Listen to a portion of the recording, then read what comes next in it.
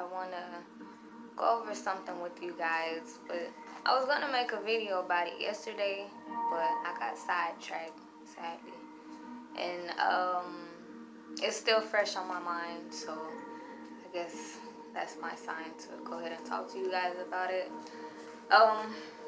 It's something that I learned a lot from, and I was making a video because I'm sure you guys can learn a lot from it too, because I'm sure there's somebody out there, well, a few people, I'm sure there's a few people out there that's struggling with what I've been struggling with and what I've been lacking, which is goal planning techniques.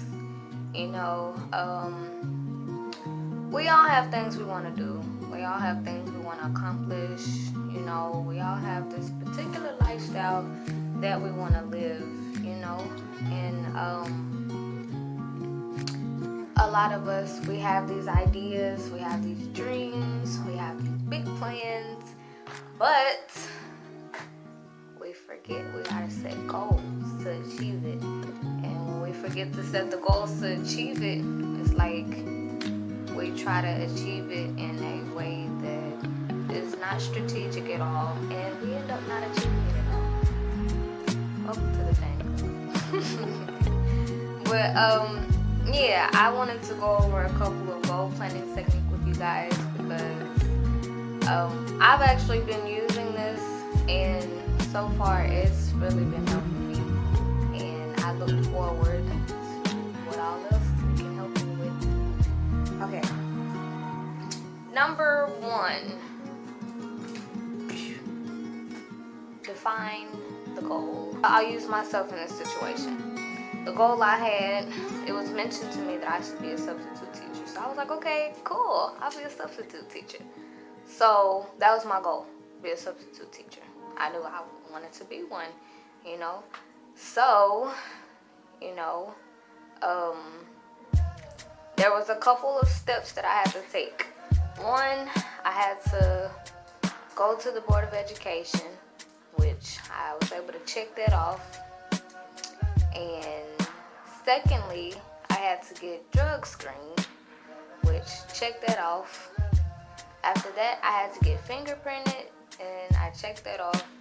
And after that, I was put on the list. So, you know, as long as you know what it is you want to do and what it takes to get to where you want to be, if you just jot down what all is required, and you just take it one thing at a time. You know, you don't have to do it all in one day.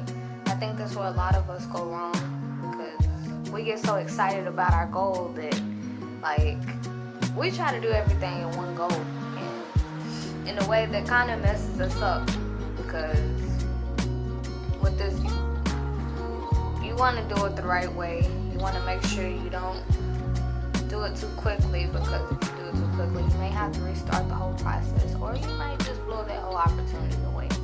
So, yes, defining your goal, that's number 1, okay? Number 2, identify the steps. I just basically went into that. Identify what it is that you have to go through to achieve this, or achieve that, or to do that, or to be that. You know, we have to identify, like, okay, yes, I want to do this, but what is it going to take of me? What's the requirements, you know? And when we figure out our requirements, that gives us leeway to go ahead and get started on achieving our goals, because we know the steps it takes to get there. And that's a big help, rather than having a goal and you don't know exactly what steps to take, and you just do something to try to achieve it, you know, which, you know, nothing's wrong with going the self way, you know, like, if you have something in mind, you don't know the steps, but you do certain things that's going to get you closer to it, you know, I would say that's fine, because, you know, you're just listening to the voice within you, and you really can't go wrong with that, honestly. You know, because one person could give you steps to get there, but in your own little way, you may find your way there without doing those steps, because you listen to the voice within you, which knows all things. All right, and number 3 is to pace ourselves, which I kind of went at that a little bit too. Following the steps to achieve these goals, we have to remember to pace ourselves. You know, when I was dealing with getting on the substitution list, I really wanted to do everything in one go, in one day. I wanted to get everything done within a week, but it really took me like a month to finish up the whole process, you know. And you know, I had kind of got a little frustrated with it, and I was like, well, I'm just not gonna get a chance to do it because it wasn't going as fast as I was imagining things going, which I always imagine things going really fast, which I probably need to stop. But yes, that's something else I'm working on.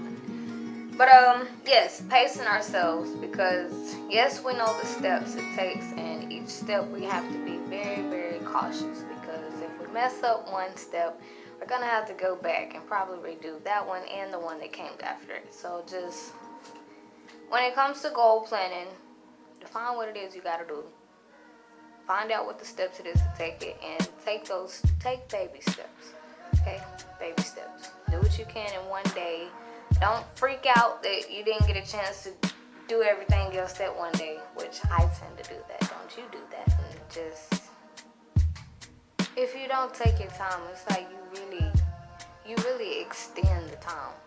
And honestly, I think that's what happened with me, because after I got the drug screen paid for that, I was so anxious to get fingerprinted that I didn't even really have the money to get fingerprinted, but I went to Jackson anyway trying to get fingerprinted, and I ended up having to turn around and come back home knowing I didn't have the money. I was just so anxious, you know. So I ended up having to push it all the way to like the next week after. And then after that, I still think I had to cancel that appointment because I still didn't have the money for it, but I set the appointment up anyway because I was hoping it was gonna fall out the sky, you know. I don't know why. But yeah, whenever we, you know, try to rush into things, we actually end up having to go back and redo it and do it again, you know. And that's really something, and that could really be cut out. That can save us a lot of time and hardship, you know. So yes, we got that out of the way. And number 4, which I always need to remind myself to work on. With us taking our time and pacing ourselves, we cannot get distracted. We need to stay consistent. Because honestly, whenever I kept having to reschedule my appointment to get fingerprinted, honestly, I was just like, look, forget this. I was about to just say forget everything, because I was just like, it's taking too long. And my mind had jumped to something else. I'm like, I'll just go do something else because it's taking too long. I'm just glad I continued, you know. And I'm sure this applies to somebody out there, you know. Just, I'm going to see if I can remember the steps. Okay.